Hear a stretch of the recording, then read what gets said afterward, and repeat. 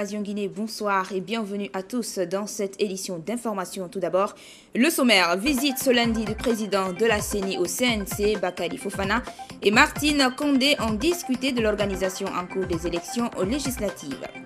L'humanité a célébré ce 3 décembre la journée internationale des handicapés. Officiellement, la journée n'a pas été célébrée en Guinée, mais à cette occasion, l'ONG Guinée Solidarité a organisé une conférence de presse. Découverte macabre du corps sans vie d'une femme. L'acte s'est produit la nuit du samedi à dimanche au quartier Nongo, dans la commune de Ratoma. C'est tout pour les titres. Encore une fois, bonsoir et bienvenue à tous. L'organisation des élections législatives en Guinée nécessite l'implication des autres institutions républicaines. C'est pour cette raison que le président de la CENI a rendu visite ce lundi à la présidente du CNC, accompagnée de quelques commissaires. Bakary Fofana entend associer pleinement les médias dans l'organisation de cette échéance pour conférer à ces élections tant attendues un cachet particulier. Alpha Oumar Bari. Cette visite du président et de quelques commissaires de la CENI ce lundi au CNC avait pour objectif de trouver les voies et moyens pour les deux institutions de pouvoir collaborer étroitement dans le cadre de l'organisation des futures élections législatives. Qui parle d'élections transparentes parle de bonne communication également. Les deux sont indissociables. Par conséquent, je pense que nous avons décidé de travailler ensemble. Et la détermination se trouve de chaque côté et je suis sûr que nous ferons en sorte que les prochaines élections revêtent un caractère acceptable par tous.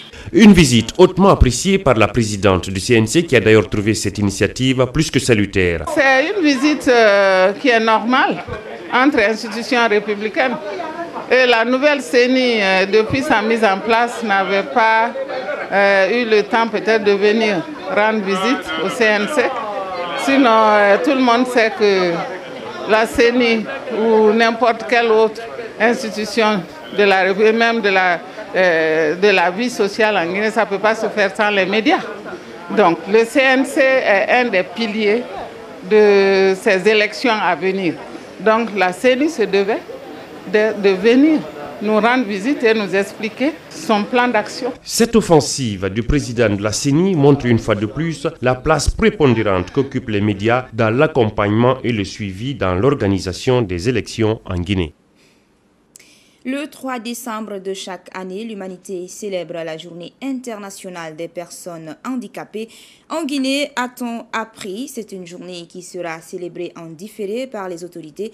Mais pour ne pas laisser passer cette journée sous silence, certaines structures en charge des personnes handicapées ont pensé à cette couche vulnérable. C'est le cas de l'ONG Guinée Solidarité qui a organisé ce lundi une conférence de presse placée sous le thème « La problématique de l'emploi des personnes handicapés en Guinée ». L'objectif de cette rencontre était d'attirer l'attention des autorités du pays sur la situation des handicapés. Yao Bachir. La journée internationale des personnes handicapées célébrée ce 3 décembre 2012 a bien mobilisé des hommes et des femmes acquis à la cause de cette couche sociale vulnérable. C'est dans cette optique que l'ONG Guinée Solidarité a organisé cette rencontre axée sur la problématique de l'emploi des personnes handicapées en Guinée. Le conférencier abordant la question estime qu'il y a du chemin à faire. Selon lui, le visage actuel de Conakry offre un spectacle désolant, celui de constater de plus en plus de mendiants. La ville de Conakry est devenue le symbole triste de ce mal. Chaque jour s'offre à nous le spectacle des personnes handicapées assises ou couchées sur le territoire ou agglutinées devant les édifices publics en attente d'un petit billet pour faire face au prochain repas. Elhadj Abdraman Ba a, au cours de son intervention, mis un accent sur le manque de considération pour les personnes handicapées, ce qui, selon lui, aboutit souvent à des cas de frustration ou d'injustice. Mais, au-delà de cette question épineuse, se pose une autre, celle de savoir pourquoi les personnes handicapées éprouvent-elles des sérieuses difficultés d'emploi. La problématique en amont de l'emploi des personnes handicapées, le premier élément, c'est la formation. Parce que pour aspirer à un travail, il faut être, a priori, être formé. Pour inverser la tendance, il existe bien des solutions alternatives. Les personnes handicapées aussi, à partir du moment où elles vont être reconnues visibles, parce que pour l'instant, ce n'est pas le cas. Donc il s'agira bien de voir Comme à partir du moment où ces conditions-là vont être réunies, c'est fini. La reconnaissance, la visibilité et l'insertion dans les priorités. Maintenant, des choses aussi qu'il faut regarder. Par exemple, c'est tout ce qui est loi et règlement. Le président de Guinée Solidarité a quant à lui déploré du fait que la date du 3 décembre 2012 n'ait pas été considérée par les autorités du pays. La rencontre a été aussi une occasion pour les organisateurs de publier la liste des heureux gagnants du concours Grand Reportage Radio sur les personnes handicapées. Après avoir auditionné tous les reportages par catégorie, pour la catégorie emploi, sur l'ensemble, il a eu 182 points. À M. Idrissa Cissé de la RTG, Tierno Moussaba de la Radio Nostalgie dans la catégorie mendicité a eu 185. La catégorie réussite, Koïla Diallo de Familia qui a eu 200 points. La dernière catégorie, scolarisation et de la formation, Mariam Si de la Radio Soleil FM avec 199 points. A noter que le thème retenu cette année par les Nations Unies est la culture pour tous. Dans le même registre, il faut signaler que la plupart des grands carrefours et autres artères de la capitale sont occupés par des personnes handicapées qui se livrent à la mendicité, comme pour dire que l'handicap est une prise en charge, une pratique vue d'un mauvais œil par d'autres handicapés qui ont d'ailleurs appris des petits métiers pour survivre. Reportage Fanta Conté. Les handicapés sont des personnes souffrant d'infirmités sur le plan physique. Il est difficile aujourd'hui de donner une statistique. En Guinée, la plupart des personnes handicapées pratiquent la mendicité, un métier qui leur permet de survivre. N'ayant pas où aller, ces mendiants sont abandonnés à eux-mêmes et exposés aux intempéries de la nature. Cette condition dans laquelle, n'est-ce pas, ces mendiants s'y trouvent aujourd'hui dans les rues de Conakry, c'est une condition déplorable. Parce que si vous faites tout de suite un tour vers la grande mosquée Faisal, du côté, n'est-ce pas, du ministère de la Jeunesse, la cité Chemin de Fer, ils sont un peu partout. Si l'handicap représente une fatalité pour certains, pour d'autres, c'est un don de Dieu. Ceux qui se laissent aller parce qu'ils ont eu une infirmité dans leur vie, ils profitent de cette infirmité pour faire du chantage, parce que la mendicité, du chantage, ou bien s'apitoyer ou se victimiser, c'est une erreur. Mais l'infirmité, ce n'est pas une fatalité. Ça peut arriver à n'importe qui. Vous êtes aujourd'hui en bonne santé, vous marchez, vous avez tous vos trucs. La seconde d'après, vous pouvez être infirme. Il y a des gens qui ne peuvent pas marcher à pied, qui marchent sur des pouces, mais qui sont des chefs d'entreprise, qui sont des grands hommes politiques. Roosevelt, le président des États-Unis, il est infirme, il marchait sur pouce-pouce.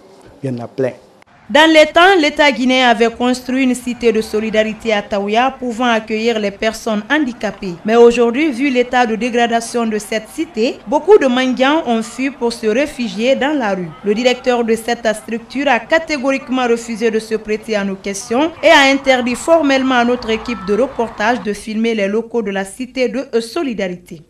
Dans les temps, il y avait une certaine cité qu'on appelait cité de solidarité, n'est-ce pas? Mais vraiment, aujourd'hui, cette cité, elle n'existe que par nom. Si la cité de solidarité ne fonctionne pas normalement, d'autres centres de réinsertion socio-professionnelle de personnes handicapées existent actuellement à Conakry. C'est le cas du centre Nimba. Là, on apprend aux jeunes handicapés au nombre d'une quarantaine des petits métiers comme la couture, la teinture, la cordonnerie, le tricotage et la layette. Le rôle de notre centre en Guinée, c'est de recruter les enfants handicapés physiques et leur former des différents métiers. Et ce que je vais lancer comme appel aux enfants qui font la mendicité, nous on a un centre ici qui s'occupe des handicapés. Ils n'ont qu'à essayer de penser à l'avenir, pas juste avoir de l'argent dans un laps de temps et on ne sait pas comment préparer l'avenir, quoi, et ils n'ont qu'à arrêter. Grâce au centre Nimba, beaucoup de jeunes handicapés ont eu la chance d'avoir leur premier emploi. Bon, moi je vois au centre Nimba, bon, il y a du travail ici, nous sommes heureux encore. Bon, il n'y a pas de difficulté encore dans ce travail. On s'apprend à travailler, à lire et savoir de plus encore ce qu'on ne sait pas encore. À mes amis qui sont dans la rue aussi, qui n'ont pas de travail, bon, ils n'ont qu'à prendre l'exemple sur nous aussi, parce que si ce n'était pas Tonton Bala Kanté, je sais que nous ne pourrons pas être là aujourd'hui. Nous, on peut faire quelque chose en tant qu'handicapé. Ce n'est pas à cause de handicapé seulement, ou bien la défaite seulement. Non, non, non. Surtout l'espérance avec fournir ton effort pour pouvoir quelque chose. Tout comme la cité de solidarité, le centre Nimba rencontre beaucoup de difficultés et ne bénéficie d'aucun soutien de la part de l'État guinéen. Personne ne nous aide en Guinée ici. Seulement les partenaires qui sont en Europe qui viennent au secours. Donc nous voudrons aussi, pour prouver à nos partenaires là que le gouvernement guinéen est capable de faire quelque chose, nous demandons à l'État, on ne leur dit pas de nous prendre à 100%, mais de nous appuyer. Parce qu'avec leur appui, ça encourage aussi nos partenaires de l'étranger vraiment de s'occuper bien de nous. L'handicap n'est pas donc une fatalité. Avec la volonté et le courage, beaucoup de personnes handicapées ont pu réussir dans la vie. Abraham Sonti Koundouaka en est un bel exemple. Sur un autre plan, ouverture le week-end dernier de la quinzaine d'informations et de sensibilisation pour la lutte contre le VIH-Sida au centre culturel franco-guinéen initié par les ONG Fondation Espoir Guinée, Vie+, Guinée Solidarité et AG+. Objectif, stopper la discrimination et la stigmatisation des personnes infectées et affectées par le VIH-Sida. Reportage Aïssata Kaba. Moi, je connais mon statut sérologique et toi, c'est sous ce slogan que les ONG Fondation Espoir Guinée, Vie+, Guinée Solidarité Plus et AGV+, composés de personnes vivant avec le sida, ont célébré hier la journée mondiale de lutte contre cette maladie à travers une cérémonie d'information et de sensibilisation organisée au CCFG. Objectif, contribuer à l'amélioration des conditions de vie des personnes infectées et affectées par le VIH-Sida et les orphelins. Le combat contre le VIH-Sida n'est pas facile. C'est pourquoi nous, associations, avons convenu dès au départ de la nécessité d'unir nos forces et d'aller dans la même direction pour le bien-être des patients victimes du VIH-Sida. La transmission de la maladie se fait par des rapports sexuels non protégés de la mère à l'enfant ou encore par la voie sanguine à travers des instruments sués. En Guinée, plus de 80 000 personnes vivent avec le virus selon une enquête démographique réalisée en 2005. Alors que des avancées significatives ont été enregistrées dans leur prise en charge, ces ONG estiment que beaucoup d'efforts restent à faire. J'ai lancé un appel au gouvernement de décentraliser la prise en charge, de rassurer le traitement 100%, puisque déjà le traitement est gratuit, mais des fois il y a le problème de manque de réactifs et il y a les patients qui n'ont pas l'accès au CD4, qui n'ont pas l'accès au SARS viral. Et on sait que quand tu es sous traitement, tu dois quand même bénéficier d'un examen pour faire le CD4 ou faire le SARS viral, pour voir si le traitement réussit ou pas. Il faut quand même qu'on arrive à soutenir les associations, à faire la visibilité de plus et à briser le tabou sur le VIH. À travers des prestations théâtrales, les membres de ces ONG ont dépeint les discriminations et les stigmatisations dont ils sont victimes. Le sida est une maladie transmissible qui attrape même les bébés et les tue. En plus, les amis, le virus de sida se transmet selon 3 mois principaux. De la mère à l'enfant, pendant l'accouchement ou pendant l'allaitement, pendant les rapports sexuels non protégés ou par la transmission sanguine. Et alors, petit, il y a un sida dans le mois. Ah, on a une fois à bout de moyen. J'ai un sida dans le mois. Zéro nouvelle infection, zéro discrimination, zéro décès lié au VIH-Sida, tel est l'objectif à atteindre d'ici 2015. Comme annoncé dans les titres, l'insécurité de plus en plus grandissante à Conakry après l'assassinat le mois dernier de l'ex-directrice nationale du Trésor public, Aïssatou Boiro. Les malfrats continuent de s'aimer la terreur dans la capitale. C'est une autre femme qui a été retrouvée la gorge tranchée. L'acte s'est produit dans la nuit du samedi à dimanche au quartier Nongor dans la commune de Ratouma. Pour l'instant, aucune information sur l'identité de la victime. Ses bourreaux sont en cavale et les populations et autorités du quartier s'inquiètent. Le récit avec notre reporter Mamadi Kamisoko. C'est un crime qui a affecté de nouveau les populations de Nongo le matin de ce dimanche 2 décembre. Cette dame couverte de pagne a été assassinée dans la nuit de samedi à dimanche au niveau de ce pont reliant Nongo à Kapororaï. Les bourreaux de la victime lui ont tranché la gorge avant de disparaître dans la nature. À Nongo, tout comme à Kapororaï, pas d'informations sur l'identité même de la victime. On ne l'a pas reconnue. Je ne crois pas qu'elle soit de notre quartier. Ce qui se passe actuellement est vraiment très effrayant. Vous voyez ce cas par exemple, on amène un être humain, on l'égorge comme ça. Donc vraiment c'est l'insécurité qui se passe actuellement. La zone où s'est produit le drame serait un nid des bandits une fois la nuit tombée. Pour les deux chefs de quartier de Nongo et Kapororaï, l'insécurité est devenue de trop dans leur contrée. Nous sommes très inquiets par rapport à l'insécurité qui sévit dans le quartier. Parce que ça fait plusieurs fois que les cas comme ça se répètent.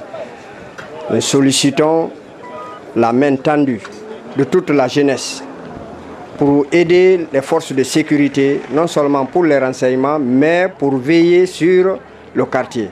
Et nous souhaitons que l'autorité compétente prenne une très grande envergure de dispositions afin qu'on puisse éradiquer le banditisme sur nous. De nos jours, aucune catégorie de personnes ne semble être épargnée par la grande criminalité à Conakry. Avec une dizaine d'assassinats le mois dernier, dont le plus polarisant a été la mort de la directrice nationale du Trésor public, les habitants de la capitale dorment la peur au ventre. Quelques heures donc après cette attaque, des hommes lourdement armés ont mené une autre opération tôt hier dimanche au quartier Taouya Transit. Toujours dans la commune de Ratoma, au cours de cette attaque, les présumés bandits ont tiré à balles réelles sur le chauffeur d'un véhicule de marque Toyota Prado garé devant le portail de la cour de son patron avant de prendre la fuite avec le véhicule. Reportage Aboubakar Arafan au Camara. Le chauffeur d'un véhicule de marque Toyota Prado a été attaqué par un groupe de jeunes qui seraient lourdement armés. Un acte survenu alors qu'il attendait devant la cour de son patron. L'opération s'est déroulée non loin du bar Coliseum hier dimanche dans le quartier de Ratoma aux environs de 6 h du matin. J'étais assis dans le véhicule de mon patron et c'est là que j'ai vu un groupe de personnes monter dans le véhicule pour me demander de leur donner la clé de la voiture. Et quand j'ai refusé, ils m'ont frappé et ont tiré sur moi 2 balles, puis ils m'ont jeté par terre. Ensuite, ils ont enfoncé mon pied vers mon véhicule. Je baignais dans le sang. J'ai aussitôt crié au secours.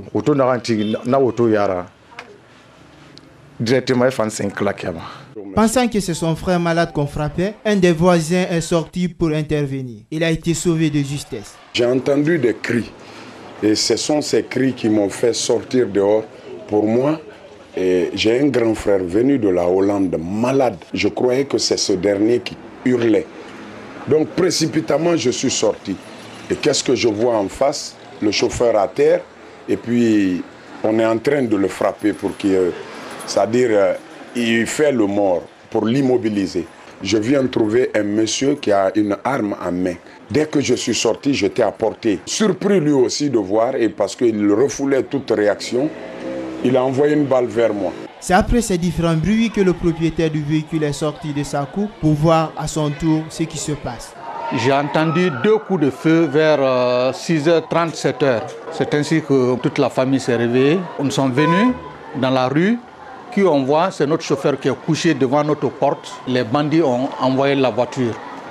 Une Prado blanche que j'ai achetée tout récemment et qui a été prise. On était affolés.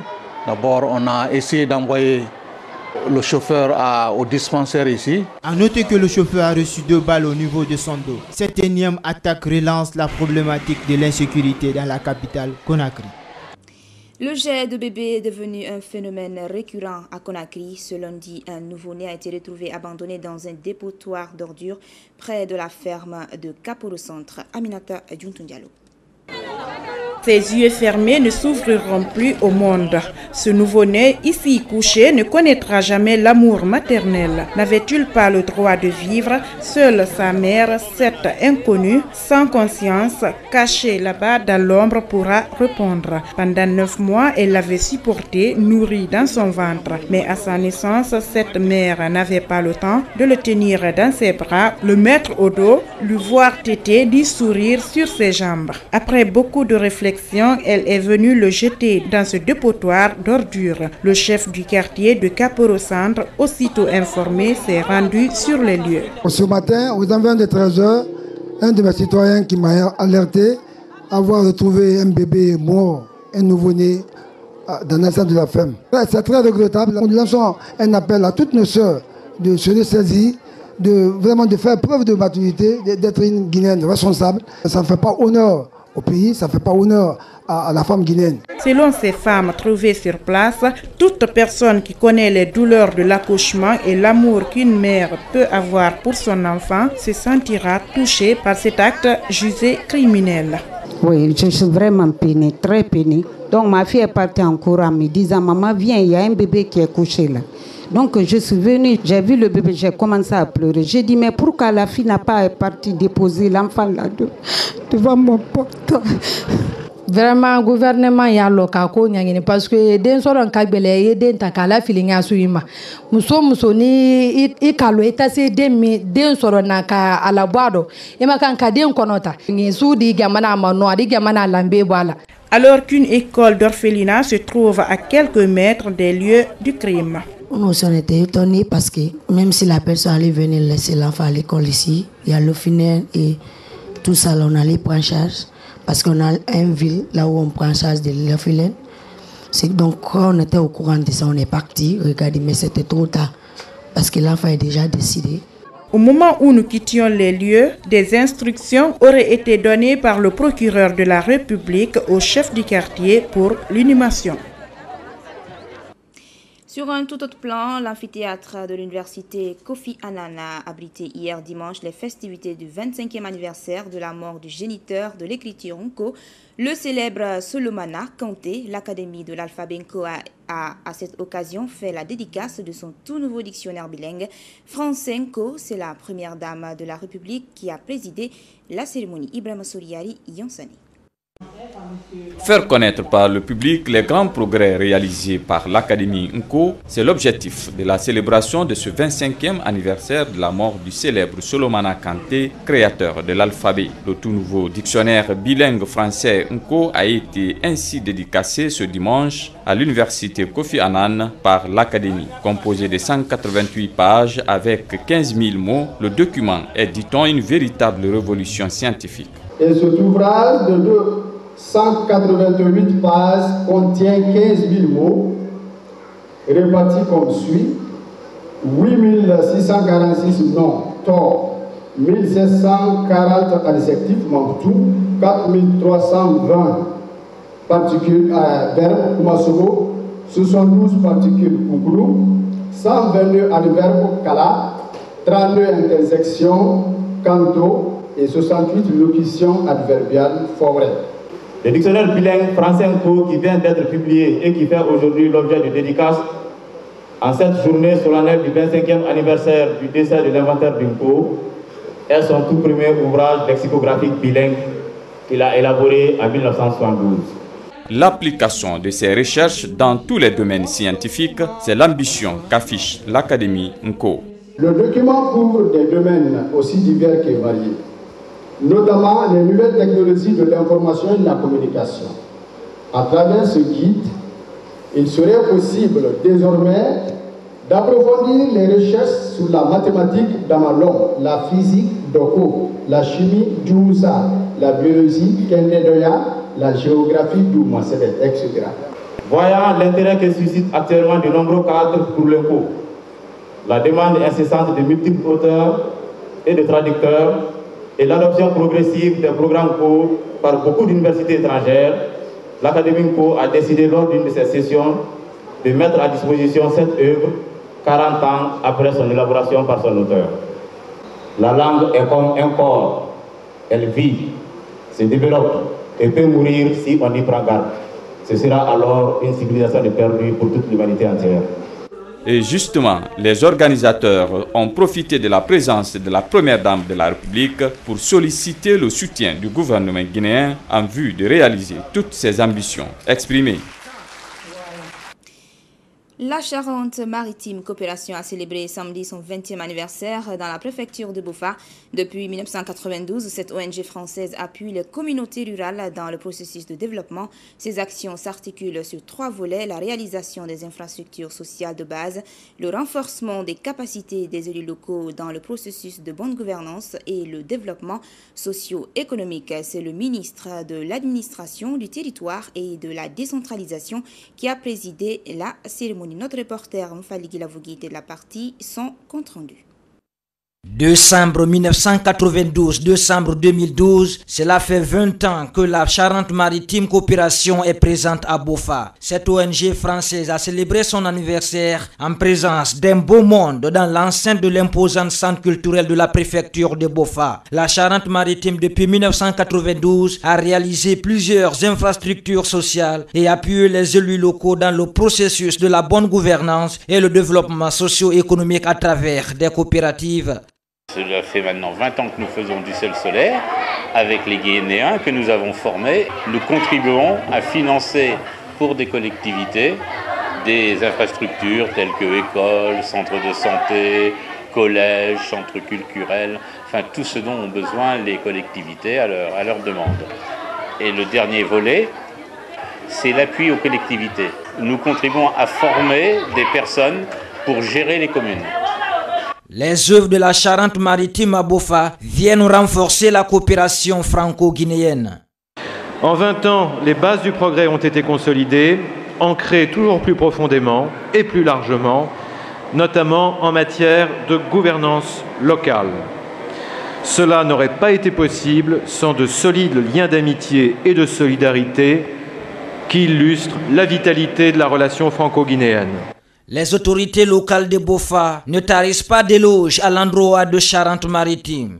La Charente-Maritime Coopération a aidé à la mise en œuvre de la démocratie locale, la construction d'infrastructures publiques et d'équipements, par l'appui aux coopératives dans le cadre de la production de sel solaire, en utilisant une méthode améliorée qui permet de lutter contre la déforestation. Permettez-moi de vous affirmer que de nombreux voyages d'études des élus locaux, des cadres de l'éducation, des cadres de la décentralisation ont été effectués à La Rochelle.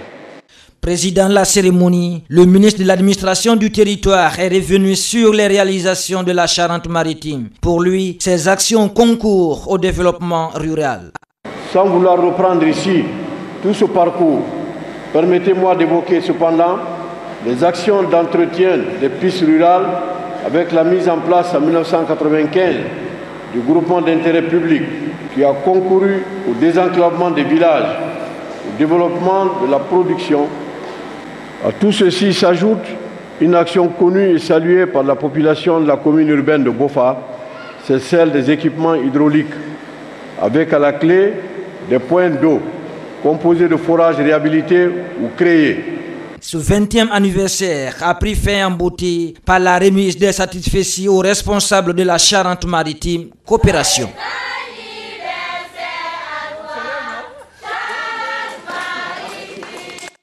La directrice régionale des affaires sociales de la promotion féminine et de l'enfance poursuit sa tournée dans les 5 communes de Conakry. Objectif, sensibiliser et informer les populations de la capitale sur les dangers liés à la pratique des mutilations génitales féminines, les grossesses non désirées et les mariages précoces. Mabinti Kamara et sa délégation étaient ce lundi dans la commune de Matam. Compte rendu Billy Nankomakonde.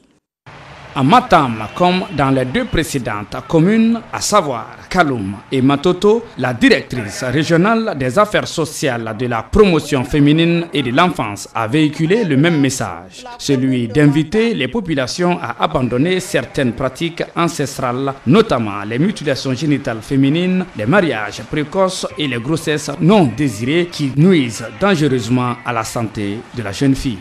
La mise en place du dispositif de protection de l'enfant et de la femme à base communautaire a constitué le point d'une série d'actions de responsabilisation et d'appropriation de toutes les composantes de la société. Les leaders religieux, groupes de femmes, de jeunes, les responsables de quartier, sur toutes les problématiques qui touchent les femmes et les enfants. À ce jour, nous avons mis en place 130 conseillers locaux pour enfants et familles dans tous les quartiers de Conakry et 5 comités locaux de protection dans les communes. L'existence de ces comités constitue un atout majeur pour la réduction des violences et des abus à l'égard des enfants et des femmes. Une démarche qui a été vivement saluée par les autorités communales de Matam qui ont promis de s'impliquer activement dans cette campagne pour lutter de façon efficace contre ces pratiques. Ce programme est le bienvenu et nous ne ménagerons aucun effort pour sa vulgarisation. La cérémonie a pris fin par la prestation de la troupe Taïbou Percussion qui, à travers un sketch, a donné de larges informations sur les conséquences liées aux mutilations génitales féminines, les grossesses non désirées et les mariages précoces. La commune de Ratoma sera la prochaine étape de cette tournée.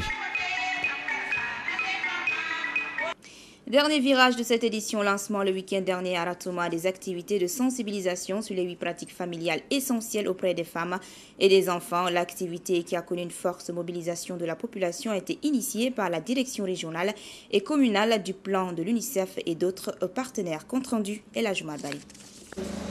Nettoyer c'est bon, ne pas salir c'est encore mieux. C'est dans ce cadre que la direction régionale, communale du plan et l'UNICEF ont initié cette activité de sensibilisation. Une sensibilisation inscrite dans son plan de travail 2012. Elle vise à améliorer les connaissances, attitudes et pratiques familiales essentielles des personnes vulnérables telles que les femmes et les enfants à l'application des règles d'hygiène élémentaires. Parmi ces règles figurent le lavage des mains au savon et à l'eau aux moments cruciaux, l'utilisation de la moustiquaire imprégnée milda et d'insectitude contre le paludisme, l'utilisation du SRO en cas de diarrhée, l'allaitement maternel exclusif, la consommation de l'eau potable par le traitement à domicile, entre autres. C'est pour faire de la sensibilisation auprès des couches vulnérables, les enfants, les femmes. C'est pour faire connaître à ceux qui ne le savent pas ce que c'est que les 8 pratiques familiales. Ceux qui le connaissent pour qu'ils puissent pratiquer et avoir des attitudes pour les pratiquer également. Les problèmes de la population, surtout ceux de la santé publique et l'hygiène, sont au centre des préoccupations du gouvernement du professeur Alpha Condé, chef d'État, président de la République. Les principales cibles étant les femmes et les enfants, il est donc impérieux d'explorer toutes les voies possibles afin de créer un environnement favorable à l'émancipation de la femme et de l'enfant. La mobilisation de la population autour de la présente cérémonie est un signe évident de la compréhension de cette population à la nécessité impérieuse du renforcement des capacités de l'organisation en tant que facteur d'intégration. Nous, en tant que gardiens des enfants de moins de 5 ans, c'est nous qui sommes responsables de ces enfants et c'est nous qui devons adopter les comportements, les attitudes et les pratiques essentielles pour la survie de ces enfants. Si vous vous engagez à assurer qu'ils soient en bonne santé, qu'ils puissent grandir et s'épanouir dans un environnement sain, ça sera un engagement ferme, un engagement sur lequel on peut compter.